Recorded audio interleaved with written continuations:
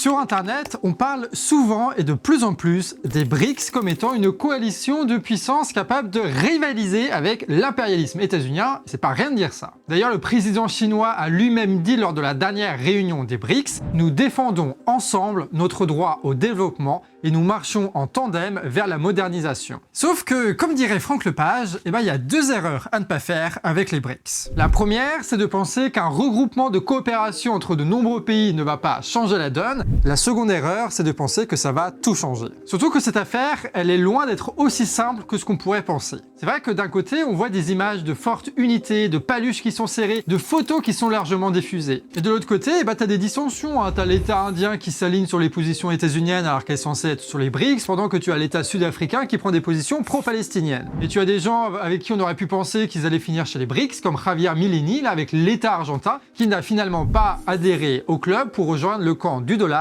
et des États-Unis. Alors, c'est quoi ce truc, les BRICS là? C'est une alliance? C'est un bloc? Comment est-ce que ça marche? Eh bien, ces questions, nous allons y répondre dans cette vidéo qui va parler des BRICS et des différentes contradictions qu'il y a dans les pays de cette alliance. Nous, ce qu'on veut, c'est vous emmener au-delà de la propagande, au-delà des simplifications et au-delà du campisme qui dit que l'ennemi de mon ennemi est mon allié. L'ennemi de mon ennemi est mon ami. Nous, on veut vraiment chercher à comprendre ce qui se joue dans les rapports réels à l'international. Une analyse qu'on vous invite chaleureusement à compléter, à critiquer et à questionner en commentaire, et aussi à soutenir via Tipeee, puisque nous, on vit ni de défiscalisation, ni grâce à l'État, ni grâce aux milliardaires.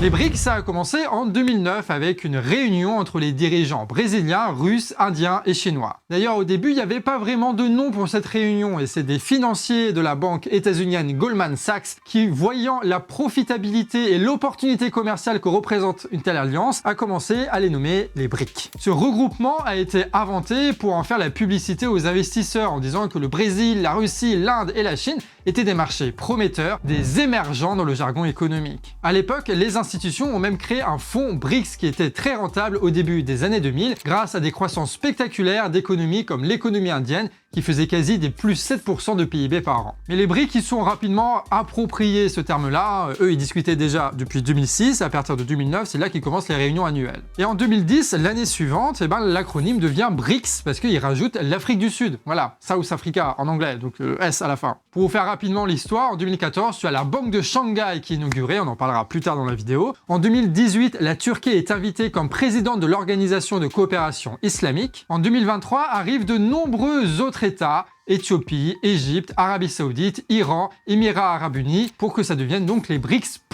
Enfin, en 2024, 13 autres États rejoignent l'organisation en étant des États partenaires des BRICS. Ça commence à faire du monde là, non? Et en fait, la première chose que nous, on connaît des BRICS, c'est ces vidéos-là, ces photos qui sont diffusées et qui sont largement relayées par les différents services de propagande de ces États. Et oui, les BRICS, ça apparaît déjà comme un moyen d'afficher un front commun contre les sanctions et la guerre, de peser dans un rapport de force avec les institutions internationales qui sont dominées par la politique états-unienne. Et ça permet de mener une propagande pour l'État russe, pour l'État chinois, pour pas mal de gens, en disant qu'ils sont en train de construire un nouveau monde et qui sont un contrepoids face, je cite, les méthodes perverses occidentales. C'est à la fois une manière de vendre une politique étrangère à sa propre population, par exemple pour mener des guerres ou durcir les conditions de travail, mais c'est aussi une manière de peser dans le rapport de force à l'international. Malgré le développement de cette alliance qui s'est fait très rapidement, et le fait que tu as des très belles photos de famille qui sont toutes unies, tout sourire, les BRICS restent en réalité une réunion de dirigeants politiques qui discutent et parfois mettent en place des projets. Ce que je veux dire par là, c'est qu'il n'y a rien de contraignant, il n'y a pas d'institution qui assure ou oblige la coopération, il n'y a pas de grandes décisions unitaires, ce qui parfois fragilise d'ailleurs les projets. Ça n'a rien à voir à l'Union européenne, qui est une organisation structurée, avec des accords qui se font dans tous les sens, qui sont formalisés, explicités entre les pays, avec des institutions qui sont, elles, contraignantes. Donc déjà, pour commencer, il faut s'enlever de la tête que les BRICS, c'est un bloc uni, cohérent, parfaitement coordonné. Il ne faut pas considérer les BRICS comme un acteur à part entière géopolitique, comme on pourra parler de l'administration états-unienne ou de l'Union européenne. C'est une réunion de plusieurs États qui tentent des projets communs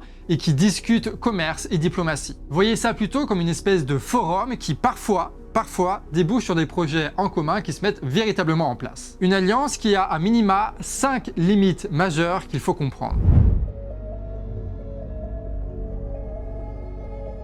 Première limite, il y a bien un lien qui unit tous ces pays des BRICS, sauf que ce lien-là, il n'est pas suffisant pour mener une politique commune. Les BRICS, c'est un ensemble de pays qui ont un intérêt commun de vouloir développer des stratégies commerciales détachées de l'influence et des moyens de pression états-uniens. C'est pour ça qu'ils sont considérés par l'administration états-unienne comme des rivaux malgré leurs différentes alliances et subissent une pression de plus en plus forte du camp impérialiste occidental. Par la guerre en Ukraine, par les pressions sur la mer de Chine, par les sanctions économiques en Russie, par l'offensive protectionniste états-unienne, ainsi que les pays européens contre les produits chinois par exemple. Et donc face aux sanctions, face aux problèmes communs auxquels les pays du BRICS font face, ces États cherchent à signer des contrats assurant des échanges malgré les limitations face au dollar et au système interbancaire occidental. Ils veulent qu'il y ait des solutions pour éviter le parasitage qui bloquent le développement de leur entreprise à l'international et étouffent leur économie. Par ailleurs, pour répondre et concurrencer l'impérialisme occidental, les BRICS envisagent aussi des stratégies pour développer et élargir leurs propres marchés régionaux et à l'international,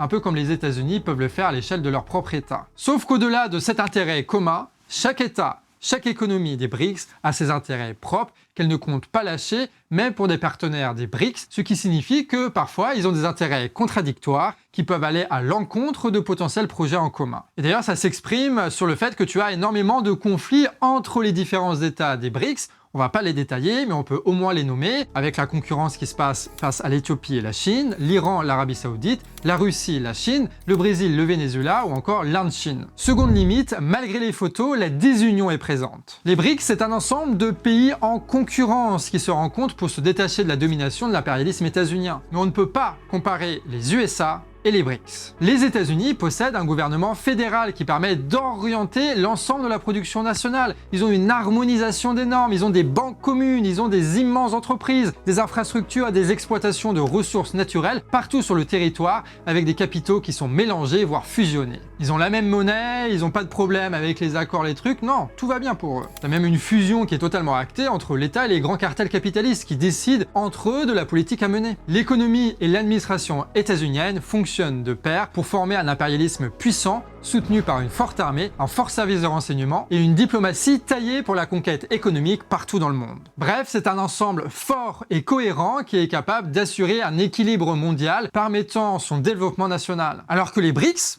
pas du tout. Mais alors, pas du tout. Les normes ne sont pas les mêmes, les marchés sont plutôt isolés les uns des autres et sont même en concurrence, il n'y a pas de monnaie commune et tu n'as pas de cartels qui sont fusionnés ou je sais pas quoi. L'État chinois a un puissant appareil d'État et productif orienté vers l'exportation, ce qui est totalement différent de ce qui se passe en Russie en ce moment, qui ont en réalité assez peu d'usines, assez peu d'exportations manufacturées, etc. D'ailleurs, l'État russe n'a jamais véritablement réintégré le marché capitaliste, même après la chute de l'URSS, ce qui fait que les liens qu'ils ont avec les autres économies occidentales, surtout après les sanctions, sont assez limités. Donc on voit déjà que la situation entre les deux poumons des BRICS est quand même très différente. D'autres BRICS comme l'État indien et le Brésil, tout en étant intégrés aux économies occidentales, elles essayent de jouer le jeu en diversifiant leur alliance et leur marché, en jouant sur les deux tableaux à la fois. C'est ce que nous au Canada on appelle des pays pirates. Bref, les BRICS ne sont pas un bloc coordonné. D'où le fait de dire que le PIB des BRICS est supérieur aux USA. C'est vrai sur le papier, mais en réalité, ce n'est pas pertinent comme analyse. Parce que d'un côté, on compare l'économie états-unienne qui est coordonnée, unifiée, cohérente,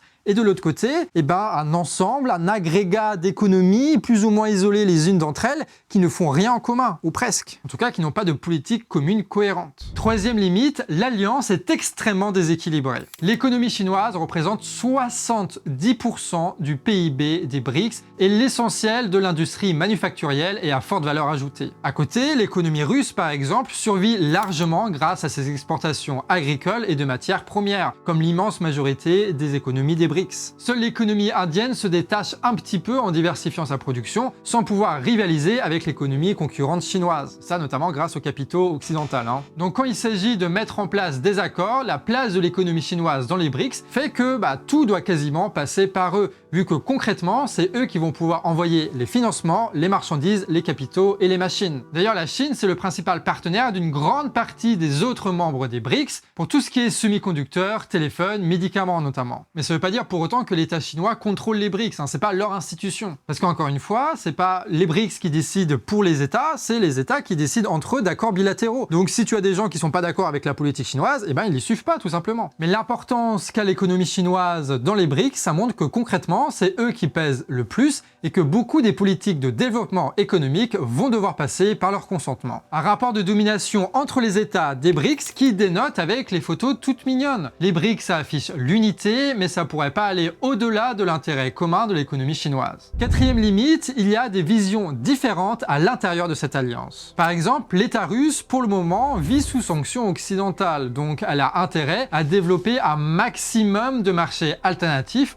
pour exporter son pétrole, son gaz et son blé au meilleur prix. D'où le fait que Poutine veuille intégrer un maximum de différents États dans les BRICS pour se détacher de l'influence états-unienne. Les BRICS, clairement, c'est le moyen pour l'État russe de sortir de son isolement économique et diplomatique. C'est ce qu'ils ont fait en octobre dernier lorsqu'ils ont accueilli les BRICS à Kazan. Donc ils se détachent de plus en plus de l'économie occidentale, pour le moment, et donc ils essayent de rapprocher un maximum de différentes économies, sauf que au-delà de les réunir au même endroit, il n'y a pas grand-chose de concret qui est proposé. Bref, tout ça pour vous dire que l'État russe, eux, leur intérêt, c'est de rassembler un maximum d'économies autour d'elles pour pouvoir signer des contrats avec ces économies-là, et tant mieux si ces économies se détachent en plus des États-Unis. Mais pour l'économie chinoise, c'est totalement différent. Pour rappel, l'économie chinoise, c'est basé sur une codépendance avec les marchés européens et états-uniens. Même avec les tensions, les échanges commerciaux entre ces pays restent énormes. Alors évidemment, les nouveaux pays africains, avec l'alliance des BRICS, ça permet aussi d'étendre leur marché. Donc eux, ils ont en fait intérêt à jouer sur les deux tableaux, à la fois être présents sur le marché européen, états-unien, mais aussi africain, russe, asiatique, en fait jouer partout. Donc eux, ils vont pas trop appuyer sur les tensions avec l'Occident, ils vont essayer de jouer plutôt le chronomètre,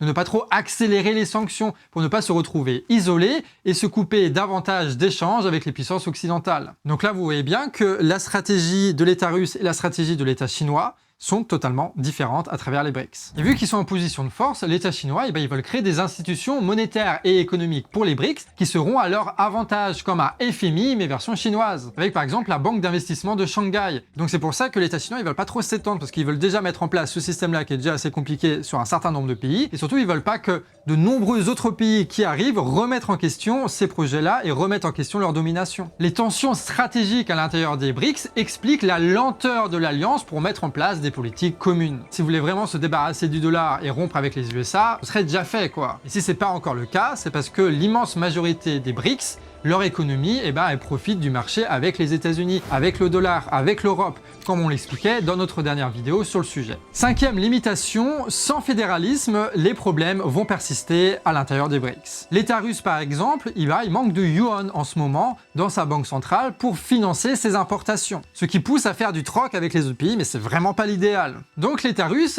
il tente de mettre des outils en place, comme les BRICS Bridge, qui faciliterait les échanges interbancaires en devises nationales avec ses partenaires et surmonter le manque de yuan. Sauf que ça pose plein de questions pas résolvables en fait sur la fluctuation des taux de change, sur les déséquilibres des balances commerciales. Et pour régler ces problèmes, il n'y a pas d'autre choix que d'avoir une monnaie commune, d'avoir un marché commun, d'avoir des institutions politiques qui décident de ça. Sauf que les BRICS, ils sont très très loin, et même si Poutine, il fait le fier en brandissant un billet des BRICS, en fait, il venait de l'imprimer ce truc-là, ça n'existe pas la monnaie BRICS. Alors pourquoi est-ce qu'ils font pas un marché commun? Encore une fois, parce que les économies sont trop différentes et sont concurrentielles. Je veux dire, s'il y a un marché commun à l'intérieur des BRICS, ça veut dire que l'immense cartel automobile chinois va conquérir tous ces marchés dans tous les pays des BRICS, et que du coup ça va détruire toutes les autres industries automobiles, notamment en Russie. Et ça va s'appliquer pour la chimie, pour l'immobilier, pour la manufacture. Bref, l'économie chinoise roulerait et détruirait tous ses concurrents à l'intérieur des BRICS, et évidemment, les autres États des BRICS n'accepteraient jamais ça. Pourtant, sans marché commun, sans normes communes, le déséquilibre des échanges et le manque de monnaie ralentit le développement économique de l'Alliance. C'est ce genre de contradiction qui bloque aussi la formation des BRICS comme une véritable entité économique et géopolitique, comme peut l'être les USA ou comme peut l'être à moindre mesure l'Union européenne.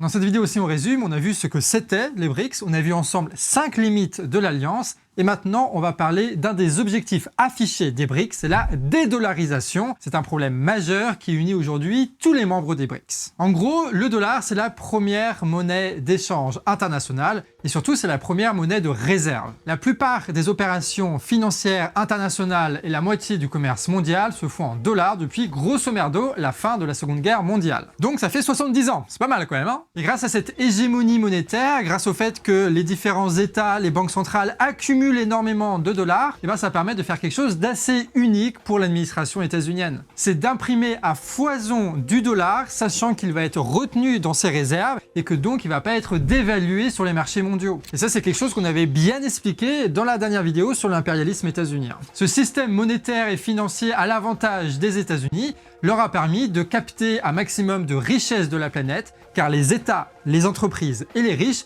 n'hésitent pas à placer leur économie dans des fonds en dollars, estimant que c'est la monnaie la plus sûre. De fait qu'aujourd'hui, tous les pays du monde dépendent du cours du dollar. S'il baisse, les réserves de l'État chinois, indien et états-unien perdent automatiquement de la valeur. Et si la Banque centrale états-unienne augmente ses taux d'intérêt, elle aggrave les conditions d'endettement des pays les plus pauvres. Une autre conséquence de la domination de l'économie états-unienne, c'est que l'administration états-unienne dispose d'une arme puissante pour punir les États qui leur résisteraient. Ce sont les fameuses sanctions où ils obligent les entreprises états-uniennes et celles du monde à ne plus commercer avec telle entreprise, tel entrepreneur ou même avec tel pays. Ce qui leur permet d'étouffer des opposants politiques et géopolitiques. C'est ce qu'ils ont fait contre Cuba et contre l'Iran. Surtout que les économies des différents pays des BRICS ne sont pas encore suffisamment développées d'un point de vue capitaliste. C'est-à-dire que, globalement, ils exportent des produits non manufacturés ou semi-manufacturés. Et ça, principalement en plus dans les pays occidentaux. Au Brésil, par exemple, près de la moitié des exportations en 2020 étaient constituées par des produits primaires, comme le soja, le pétrole ou le sucre de canne. Avant le début de la guerre en Ukraine, les revenus de l'exploitation du pétrole et du gaz fournissaient 45% du budget fédéral en Russie. C'est pas pour rien que dans des situations de crise majeure, par exemple la crise financière de 2008, la baisse des cours des matières premières avait mis un terme à des décennies d'excédents budgétaires et financiers pour les membres des BRICS. Si bien que pour le moment, même avec le développement d'outils économiques indépendants,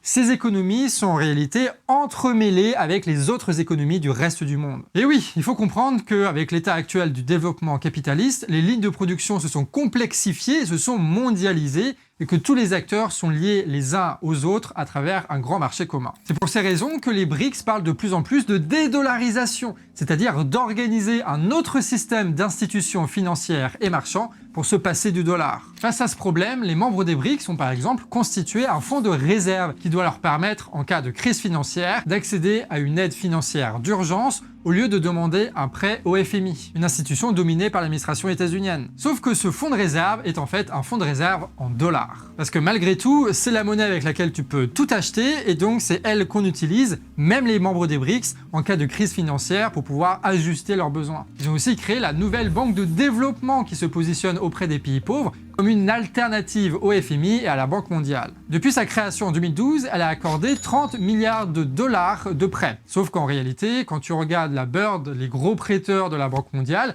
eux, ils ont prêté 38 milliards, mais par an. Donc en gros, le FMI des BRICS prête 10 fois moins d'argent que le FMI états-unien. D'ailleurs, les prêts de ce FMI des BRICS, ça se fait aux 2/3 en dollars. Et pour se financer, le FMI des BRICS, ils doivent emprunter sur les marchés internationaux, et là aussi en dollars. Donc pour essayer de se détacher de la dépendance du dollar, les BRICS essayent de mettre en place des accords bilatéraux pour privilégier l'usage de monnaie nationale dans leurs échanges. Il y a même des vagues projets de monnaie commune, mais qui n'a encore pas vu le jour. Les échanges inter-BRICS, eux, se développent et ils ont pour conséquence une réorganisation des chaînes de valeur et de production en fonction de la proximité géographique et politique. Il y a tout un effet un peu dialectique là-dedans avec les pays impérialistes occidentaux et en particulier les États-Unis qui renforcent eux aussi leurs mesures protectionnistes pour défendre leurs marchés nationaux. C'est pour ça que la question de la dédollarisation est revenue sur la table après les sanctions sur l'économie russe, après l'invasion en Ukraine. Rappelez-vous, les banques russes ont été bannies de la plateforme interbancaire SWIFT. L'État chinois, de son côté, avait mis en place un système concurrentiel à SWIFT. Donc là, on aurait pu se dire que les entreprises russes avaient besoin de ce système interbancaire avec l'État chinois pour permettre notamment les échanges avec les marchés chinois, iraniens ou autres. Mais au final, aucun accord n'a été obtenu parce que Poutine promouvait la promotion d'un système s'appuyant sur plusieurs devises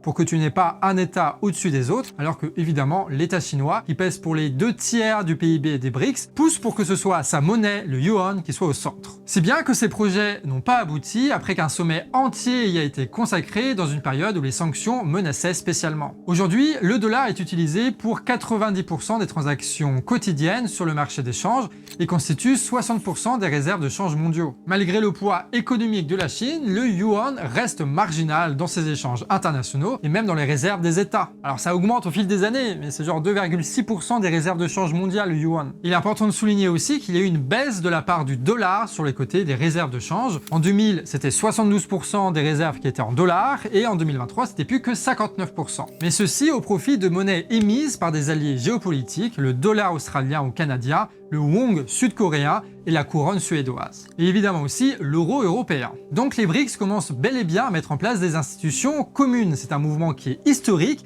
et qui va prendre de plus en plus d'importance dans les années à venir. Ça va lentement mais sûrement bousculer les rapports géopolitiques. Mais pour le moment, le rapport de force entre les BRICS et les États-Unis reste très faible. D'ailleurs, la puissance économique chinoise, comme toutes les économies capitalistes, repose sur des contradictions qui va vraiment poser problème dans les années à venir. La crise de l'immobilier, les risques d'une production en manque de débouchés sérieux, le poids des politiques protectionnistes états-uniennes, la course à la politique de l'armement, tout ceci allonge la liste des limitations et des contradictions qui peuvent à l'avenir produire des crises en Chine qui remettront en cause leur développement à l'international et donc qui remettront en cause l'avenir des BRICS.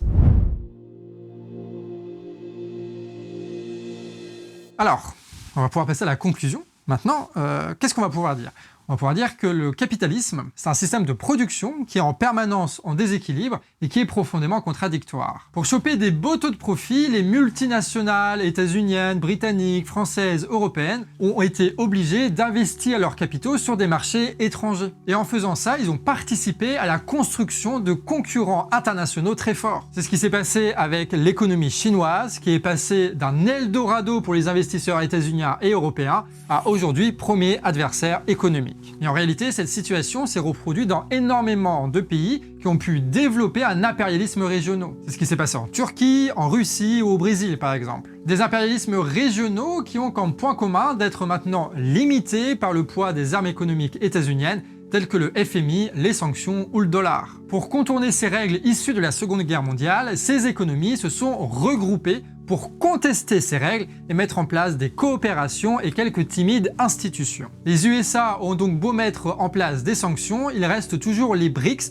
pour que les États puissent sortir de l'isolement à condition que les autres États de l'Alliance y trouvent un intérêt. Sauf que les contradictions internes et la concurrence entre les différents membres des BRICS à l'international les empêchent de bâtir aujourd'hui un bloc économique et politique uni à l'instar des États-Unis ou l'Union européenne. Surtout qu'à part les quelques économies sous sanctions, tu as tous les États présents dans les BRICS qui jouent à la fois sur les deux tableaux, le tableau états-unien et le tableau des BRICS. Donc concrètement, il n'y a pas vraiment d'opposition totale entre les deux. Le développement des économies des BRICS est donc lié historiquement aux économies occidentales, et aujourd'hui, malgré les tensions et la propagande, ces économies sont largement codépendantes. Il ne semble pas donc qu'on assiste pour le moment à court terme à un mouvement de dédollarisation effectif, mais bien à un rapport de force engagé dans les instrumentalisations du dollar comme une arme politique, et cette bataille-là n'est qu'à ses débuts. Le renforcement récent des BRICS n'est pas innocent aussi à une dynamique états-unienne de protectionnisme qui accélère la fragmentation des échanges, et ça à l'échelle internationale. Pour limiter la concurrence étrangère qui se renforce,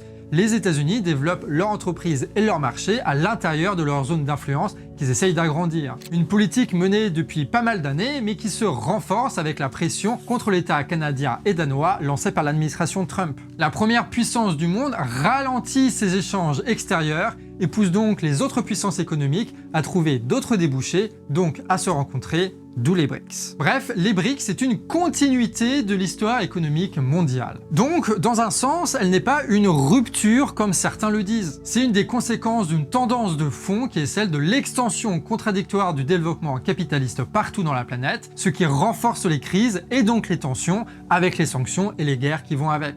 Et avec cette vidéo, j'espère qu'on a pu mettre au clair quelques points sur les BRICS et que ça vous a été utile. Pour soutenir notre média totalement indépendant, sans État, sans subvention et avec une trésorerie transparente, tu peux aller en description sur notre Tipeee. C'est comme ça qu'on arrive à réfléchir en totale indépendance et à produire des analyses qu'on ne trouve pas ailleurs. Cette vidéo a été écrite par Déby et moi-même, grâce aux recherches de Peul, et ça a été monté par Kouro. Et comme on vous a dit au début de la vidéo, n'hésitez pas à mettre en commentaire vos analyses et vos références sur le sujet pour qu'on puisse les comparer et grandir politiquement ensemble. Sur ce, amis réfractaires, des bisous et à la prochaine.